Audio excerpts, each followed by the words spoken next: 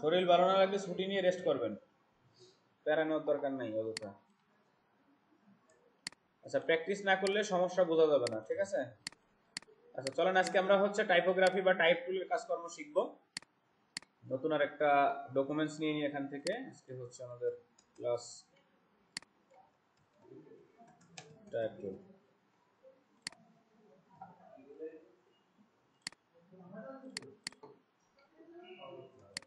খেয়াল করেন, তো এখানে যে টুলগুলো আছে টাইপ টুলের ভিতরে দেখেন বেশ কয়েকটা ভেরিয়েশন আছে। এই প্রত্যেকটা জিনিস যদি আপনাদের না থাকে 3 ডটে যায় নিয়ে আসবেন। এখানে টাইপ টুল আছে, area type, type on path, vertical, তারপরে ভার্টিক্যাল এরিয়া, অনেকগুলো আছে। এখান থেকে আমরা শুধুমাত্র 3টা জিনিস জানবো। প্রথমটা হচ্ছে টাইপ টুল, নরমাল টাইপ টুল, যেটাতে ক্লিক দিয়ে আপনি সরাসরি লিখতে পারবেন, সরাসরি লেখা যা যা প্রয়োজন হয় সেগুলো লিখতে পারবেন। টেক্সট এটা ছোট বড় করা বা আদার্স যে এটার যে প্যারামিটারগুলো আছে সেগুলো তো আপনারা জানেন। এখানে এই যে ক্যারেক্টার প্যানেলের ভিতরে অথবা চারপাশ নাড়াচাড়া করে দিতে পারবেন। এরপর আছে টাইপ এরিয়া। এরিয়াটা হচ্ছে কি নির্দিষ্ট একটা এরিয়া সিলেক্ট করে, যেমন আমার একটা প্যারাগ্রাফ দরকার, ফটোশপ মনে দেখাইছিলাম, ক্লিক করে এখন ড্র্যাগ করলে দেখেন একটা এরিয়ার মধ্যে টেক্সটগুলা লেখা হয়। আপনি যদি ফন্ট সাইজগুলো বড় করেন তাহলে এই এরিয়ার বাইরে লেখা যাবে না, ঠিক আছে? দেখেন এই জায়গা থেকে প্লাস চিহ্ন আসছে, সেই ধরনের প্লাস চিহ্ন যদি আসে মনে করবেন যে আপনার এই এরিয়ার ভিতরে নিচের দিকে আরো লেখা আছে যেগুলো এখানে শো করতে পারতেছে না। তো আপনি যদি ফন্ট সাইজটা ছোট করেন তাহলে এই জিনিসগুলো ভেসে উঠবে, দেখেন এইগুলো ভেসে উঠবে। এগুলা কোথায় দরকার হয়? যখন আমরা ফ্লায়ার ডিজাইন করব, যে ডেসক্রিপশন যেখানে লেখা হয় ওই জায়গাতে এগুলা ব্যবহার করা, টেক্সট এরিয়া করে ব্যবহার করা হয়। তারপর আরেকটা আছে টাইপ অন প্যাথ। তো প্যাথ কি জিনিস আমরা কি জানি? প্যাথ কি জিনিস?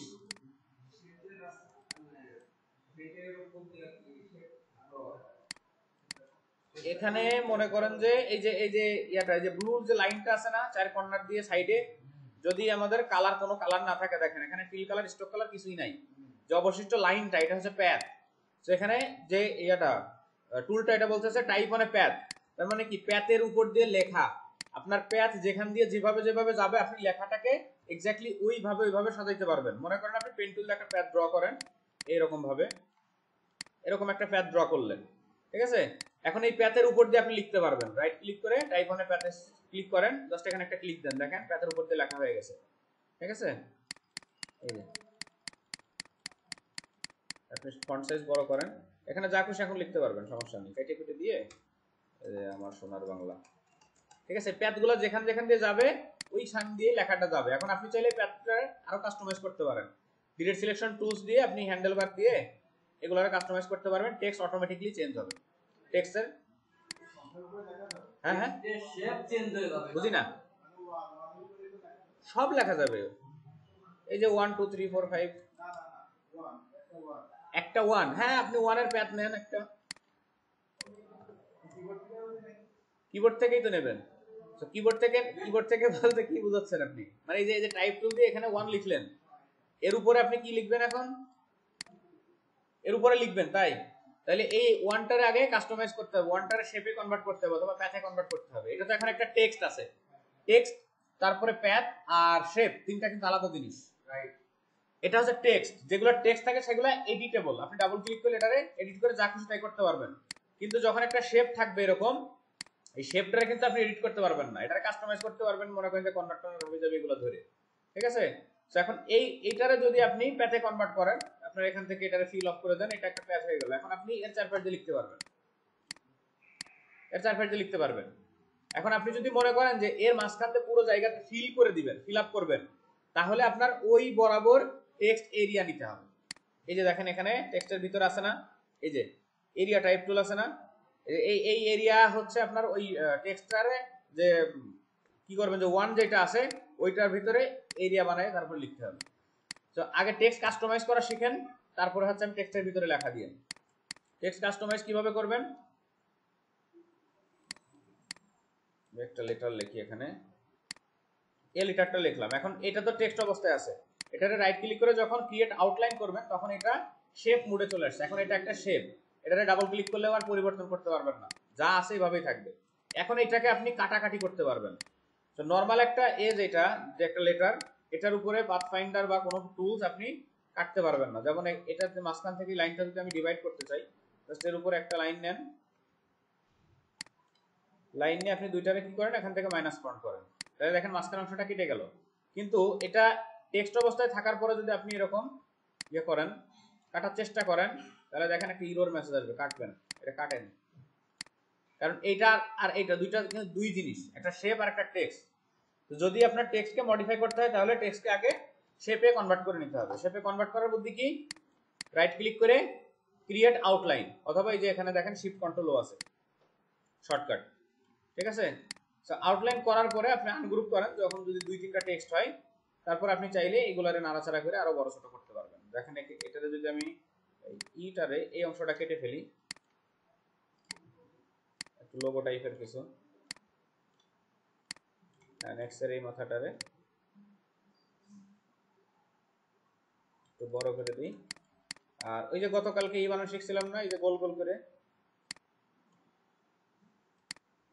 মনে আছে এগুলো? এই জিনিসটারে আপনি এই এক্স এর মাথায় দিয়ে দেন।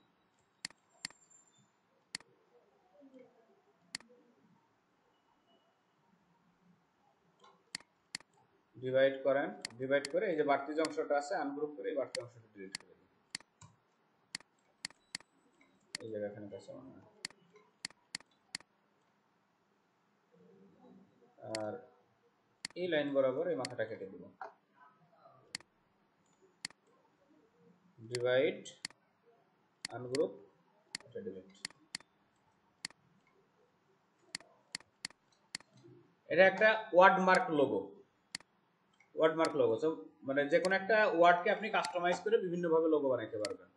এখন টেক্সটের ভিতরে যে সিঙ্গেল যে লেটার মার্ক যে লোগোগুলো আছে, মনে করেন যে এই লেটার লোগো আমি যদি সার্চ করি, দেখেন কত ক্যাটাগরি, কত স্টাইলের এ পাওয়া যায়, এ লেটার ডিজাইন, দেখেন বহুত প্রকারের এর ডিজাইন আছে।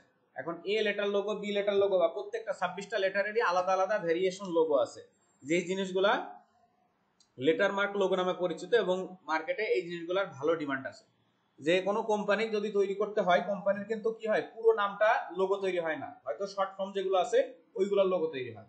দুই তিনটা ওয়ার্ড একসাথে কাস্টমাইজ করে, সরি দুই তিনটা লেটার কাস্টমাইজ করে, বা একটা লেটার কাস্টমাইজ করে একসাথে লোগো হয়।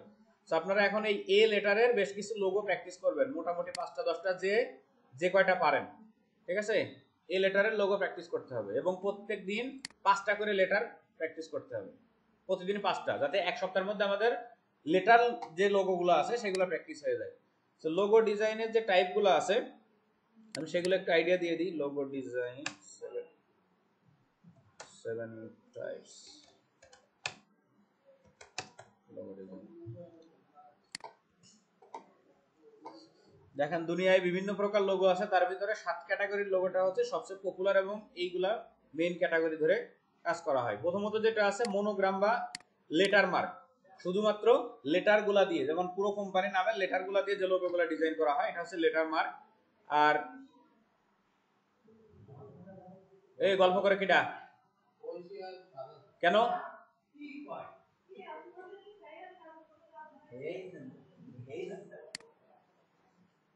ওয়ার্ডমার্ক লোগো খেয়াল করেন। ওয়ার্ডমার্ক লোগো হচ্ছে যে একটা ওয়ার্ড দিয়ে যেই কোম্পানিগুলোর নাম আছে, মানে পুরো জিনিসটা মিলে একটা লোগো কোম্পানির নাম, সেগুলো হচ্ছে ওয়ার্ডমার্ক টাইপের লোগো।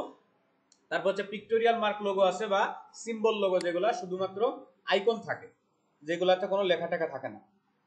আচ্ছা স্যামসাং এর লোগোটা তাহলে কোন ক্যাটাগরিতে পড়ে বলেন তো, ওয়ার্ডমার্ক না লেটার মার্ক? কনফার্ম? ওকে। আচ্ছা অ্যাবস্ট্রাক্ট মার্ক লোগো হচ্ছে আইকনও থাকবে আবার লেখাও থাকবে, এগুলো হচ্ছে অ্যাবস্ট্রাক্ট টাইপের।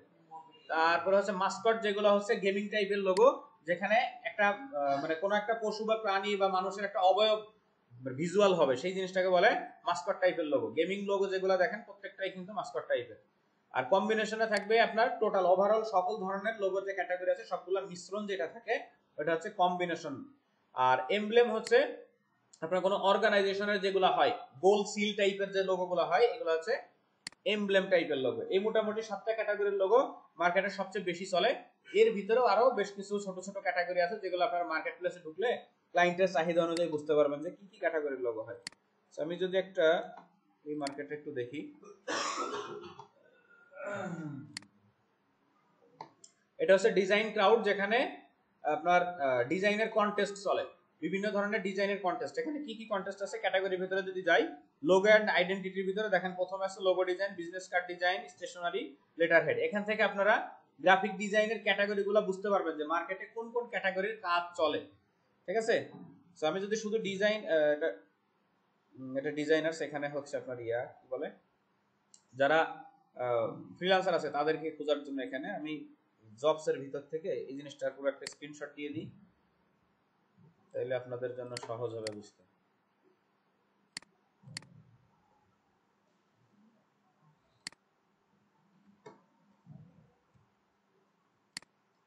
আচ্ছা, এখানে হচ্ছে জবস এর ভিতরে যদি লোগো ডিজাইনে যাই, দেখেন লোগো ডিজাইনের কন্টেস্টের ভিতরে কি ধরনের আছে। প্রথম যে কন্টেস্টটা আছে logo for a website that teachers people how to play a better পোকার, ঠিক আছে। কার্ড খেলার মানে ওয়েবসাইটের জন্য তার লোগো লাগবে। এই লোগোটার বাজেট হচ্ছে $150, 6 দিন সময় আছে। টোটাল 8টা ডিজাইন সাবমিট হয়েছে এখানে 6টা ডিজাইনারে, মানে 6 জন ডিজাইনার মিলে 8টা ডিজাইন সাবমিট করছে। একজন 2টা করছে বা একটা করছে 3টা করছে এরকম টাইপের। সেখানে দেখেন লোগো ডিজাইন জব, এটা ফিচার্ড এবং এখানে আছে কি গ্যারান্টেড লেখা। এই কন্টেস্টে যদি আপনি উইন হইতে পারেন $150 আপনি কনফার্ম পাবেন। কিছু কিছু কন্টেস্ট আছে গ্যারান্টেড না, ওই কন্টেস্টে সাবমিট করলে তা এইটাই দেখেন এখানে কিন্তু গ্যারান্টেড কোনো কিছু নাই, মানে আপনি যে কনফার্ম টাকা পাবেন সেটার কোনো গ্যারান্টি নাই। এটার বাজেট হচ্ছে $300। তো দেখে দেখে যেই জিনিসগুলো আছে গ্যারান্টেড সেইগুলাতে অবশ্যই পার্টিসিপেট করতে হবে। তো এখানে বলতেছে কি লোগো ডিজাইন ফর, এটা হচ্ছে ফ্ল্যাগম্যান মনে হয়, তো একটা ওয়ার্ড মার্ক লোগো, ঠিক আছে। তারপরে এটা যেটা বলছে যে হেলথ কেয়ার, দেখেন design feature of health care, এই যে লোগো হচ্ছে ট্রাইব এমডি একটা ওয়ার্ড মার্ক লোগো ডিজাইন হবে এটা, ঠিক আছে। আচ্ছা, পেমেন্ট গেটওয়ে, হেলথ কেয়ারের পেমেন্ট গেটওয়ে চিনেন, ওই যে বিকাশ, নগদ বা ই কমার্স পেমেন্ট নেওয়ার যে সিস্টেমগুলো। তো এইরকম এই ওয়েবসাইটে ঢুকে লগ ইন না করলে আপনারা কন্টেস্টগুলো দেখতে পারবেন যে কি কি ধরনের কন্টেস্ট হয়। লোগো ডিজাইনের ওপেন 169টা কন্টেস্ট আছে, এর ভিতরে সবগুলোতেই আপনাদের পার্টিসিপেট করতে হবে এমন কিছু না। তো ডিটেইলসে যদি ঢুকি, প্রথম যে লোগোটা ছিল এর মধ্যে কি কি লেখা আছে দেখেন, ক্লায়েন্ট টু টোটাল ডিটেইলস লিখে দিয়েছে। Logo design brief, we are looking for a logo for our dark colour poker website with white with a black background. আচ্ছা, কালো ব্যাকগ্রাউন্ডের উপরে তাদের একটা ওয়েবসাইটের লোগো লাগবে। This is a poker player get coaching and how to better play, মানে training centre আর কি, ঠিক আছে। কার্ড খেলার ট্রেনিং সেন্টারের ওয়েবসাইট, সেখানে মানুষ ট্রেনিং নেবে। আচ্ছা, the stay focus domain is play on Zen spiritual American lifestyle, we were thinking of cool meditating month, maybe the backwards. আচ্ছা, the domain should full logo তো কাহিনী দেখা যায়। আচ্ছা, নরমালি এখানে দেখেন টার্গেটেড মার্কেটপ্লেস পোকার প্লেয়ারদের জন্য লাগবে লোগো টেক্সট, কোন জিনিসটাকে আপনার লোগো ডিজাইন করতে হবে। স্টে ফোকাস, এটা হচ্ছে প্রাইমারি, ফোকাস সেকেন্ডারি, ঠিক আছে। তার মানে স্টে ফোকাস এই জিনিসটা বড় করে লোগো ডিজাইন করতে হবে এবং ফোকাসটা ছোট আকারে থাকবে। এখানে কেমন টাইপের লোগো হবে দেখেন, এটা বলতেছে কি ফেমিনিন মাস্কুলার। তো মাস্কুলার টাইপের লোগোটা আছে সে সবচেয়ে বেশি প্রায়োরিটি দিয়েছে। তারপরে হচ্ছে বোল্ড, সিরিয়াস, মডার্ন, প্রফেশনাল যেগুলো আছে আপ মার্কেটে যেগুলো চলতেছে এখন, মাস্কুলিন টাইপের লোগোগুলো কেমন হয়ে থাকে এই ক্যাটাগরিটা আপনাকে সার্চ করে দেখতে হবে। যে ক্যাটাগরিগুলো ওখানে দেখলেন যে 7টা, তার ভিতরে কিন্তু একটাও মিলে না, ঠিক আছে। ওগুলো হচ্ছে মেইন ক্যাটাগরি। লোগো দেখেন এই টাইপের লোগো, মাস্কুলিন লোগো মানে একটা ভেক্টর পোর্ট্রেট দিতে হবে, কোনো একটা কিছুর ভেক্টর পোর্ট্রেট, যেগুলো পোকার কার্ডে থাকে এরকম, এই যে মানুষের মাথা টাথা টাইপের বা কোনো একটা ছবি টবি দিয়ে, তারপরে হচ্ছে এখানে যে নামটা লেখা আছে স্টে ফোকাস পোকার, এই জিনিসটা দিতে হবে, ঠিক আছে। আচ্ছা, এখানে মনে একটা ফাইলও দিয়ে দিছে ক্লায়েন্টে, এই যে মন ক্যারেক্টার, এই যে ক্যারেক্টারের ইয়াটা দিয়ে দিছে সে, কেমন ক্যারেক্টার দিতে হবে সেটার একটা ফাইল দিয়ে দিছে সে। এই যে এই টাইপের একটা ক্যারেক্টার দিতে হবে, ঠিক আছে। এই টাইপের একটা ক্যারেক্টার বা কোনো একটা মাথা টাথা দিয়ে মোটামুটি একটা ডিজাইন করতে হবে। সো ক্লায়েন্টরা সাধারণত এই ধরনের একদম ক্লিয়ার ব্রিফ দিয়ে দেয়। আপনারা এই যে ডিজাইন ক্রাউড ওয়েবসাইট, এখানে একটু ঢুকে দেখবেন জিনিসগুলো যে কি কি ক্যাটাগরির বা কোন কোন ধরনের কাজ মার্কেটে মোটামুটি চলে, ঠিক আছে। আচ্ছা, সো এখন আমাদের কাজ হচ্ছে আমাদের যে লেটার টাইপের লোগো আছে এই টাইপের লোগোগুলোরে মোটামুটি একটু কাস্টমাইজ করা বা বানানো। এগুলাকে আপনারা বানাইতে পারবেন, গতদিন যে স্টাইলগুলো দেখাই দিয়েছিলাম ওই দিয়ে প্র্যাকটিস করতে পারবেন।